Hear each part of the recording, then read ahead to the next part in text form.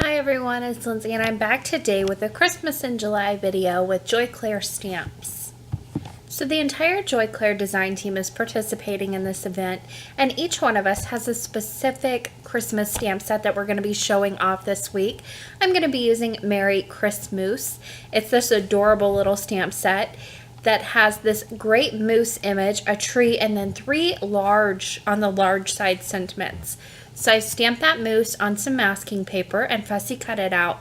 I've got a craft A2 size card base that's top folding that's ready to go. And I'm going to do some die cutting on these two pieces of paper. I've got a craft piece, which I will use this smaller rectangle die. I'll go ahead and cut that out. And then I've got a red piece of cardstock that I will use that same sized rectangle that I used beforehand. I'm just going to inlay that in a larger die. Now when I cut them this way, I'll go ahead and put some painter's tape to hold these down, line them up, make sure they're all even all the way around. When I cut them this way, what's going to happen is it's going to create a frame, and that's going to allow me to inlay that large or that smaller craft rectangle right inside this frame. So just a nice way to get two different dimensions on a card, or you could put them on the same level and it would still look just as nice. Just an easy way to get a frame. And there you can see I've got that nice red frame ready to go. Now on that craft panel is where I'm going to be doing all of my stamping. I'm going to go ahead and I'm going to be stamping with this desert sand ink. This is from Memento. It's a very light ink, and I ended up changing this later on.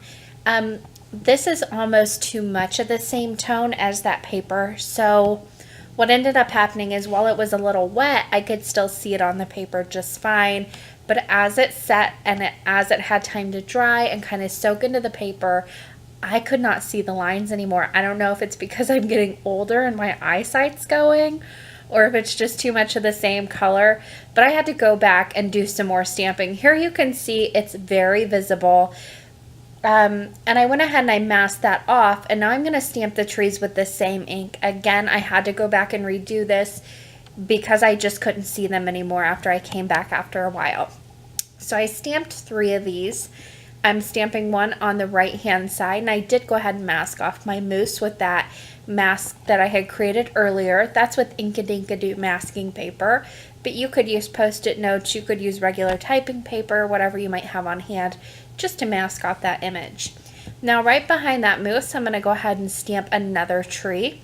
And then finally, I've got one more to stamp, and I'm going to go ahead and just overlap slightly with this one and the center one that I stamped. It's not going to make much of a difference because I will end up covering all of these stamped lines with some coloring in just a moment. So I went ahead and stamped that last tree. I went ahead and put it a little farther up on the paper too, and that's just going to make it look like it's further behind all the other images. So once I removed that mask, I went ahead and started coloring. But one of the things that is really helpful when you are doing some no-line colored pencil coloring is your pencil sharpener. This is on the more expensive side. I got it from Target. I think it's about $20, which is expensive for a pencil sharpener, but it plugs in so I don't have to keep buying batteries, which is something I'm horrible at remembering, is to buy batteries, so I didn't want to have to worry about that. And it gives me a nice point. It doesn't break my pencils unless I get something jammed. And if it does get jammed, it's very easy to just take it apart and get it out of there. So very easy to maintain, and it's very easy to empty out too. So that's just my preferred way of sharpening my colored pencils. So once I had that all done, I started doing some no-line coloring. Here is where things got tricky though. So I went ahead and started coloring my moose. I used some browns and then some lighter, almost tans and whites to go in with different colors on his hooves. And then I started doing the face. So what I had done was I stamped all of my images, and then it was time to make supper. No-line colored pencil coloring is pretty long. It takes a long time to do. So I went ahead and went and made supper.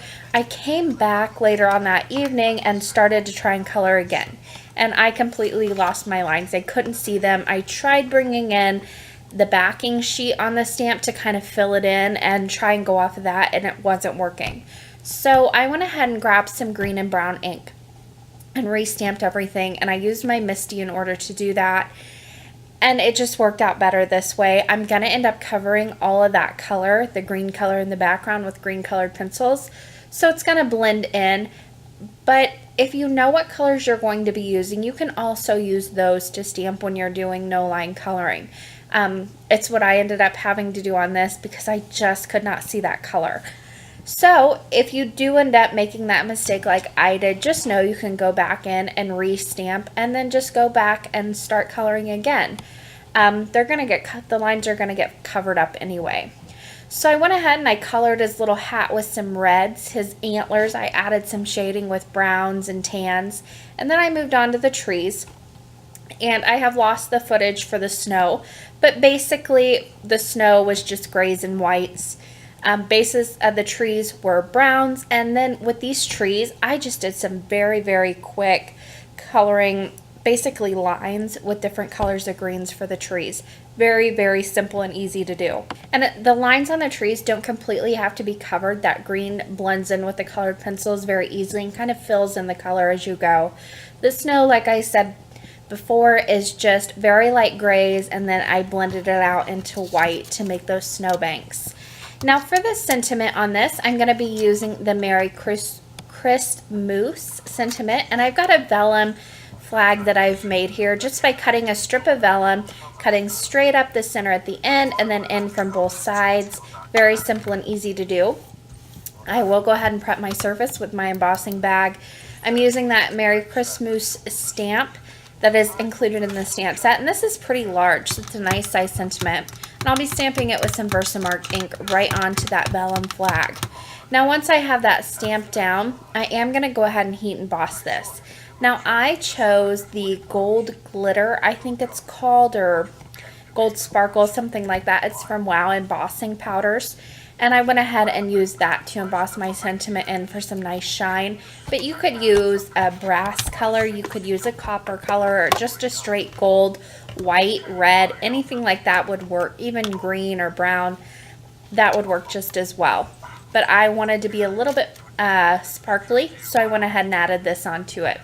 Now once I had that done, whenever I am heat setting on vellum, I do take my heat gun, hold it away from the sentiment for a little bit, and especially on glitter, I bring it to the back of the paper. And then I go ahead and heat set the back, and then I bring it around to the front. That kind of seals all the glitter in, so whenever I bring it to the front, I don't have an explosion of glitter from my paper. Now on my sentiment, I went ahead and just added a strip of adhesive that I folded the panel to make it 2 layers of vellum on that left hand, or on the right hand side, excuse me. I added some adhesive behind that so you wouldn't see it, and then I just attached it to the side of the red frame that I had put around my craft panel that I had finished coloring. And that white you see on the trees, that's actually white gel pen. I added that for a little extra touch just on top of those trees.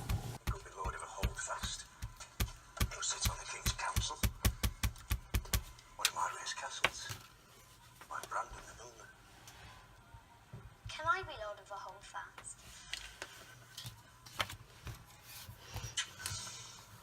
You will marry a High Lord and rule this castle. And your sons shall be knights and princes and lords. You can't fight. You can't see. You're afraid of heights and almost everything else, Cookie. Nothing but praise me more. So Alice is not going to be fighting tomorrow, isn't he? Yes, he is. I'm not going to get me back, you know. Well, it can't get any worse.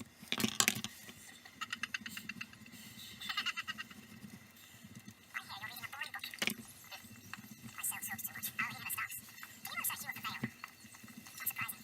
Until recently, he was only a squire. John Arrant's squire. He was knight's almost immediately after his master's untimely death. Knighted for what? Why are you telling me? I promised Cat that I'd help you. Where is Secure? I'll speak to him. It seemed really bad idea. Do you see that boy? There. That's birds. The spider has taken a great interest in your company. My lord, Now look, there. Get a message to this paragon of yours, discreetly. Send him to question Sir Hugh. After that, you might want him to visit a certain armourer in the city. He lives in a large house at the top of the Street of Steel. why? I have my observers, as I said, and it's possible that they saw Lord Aaron visit this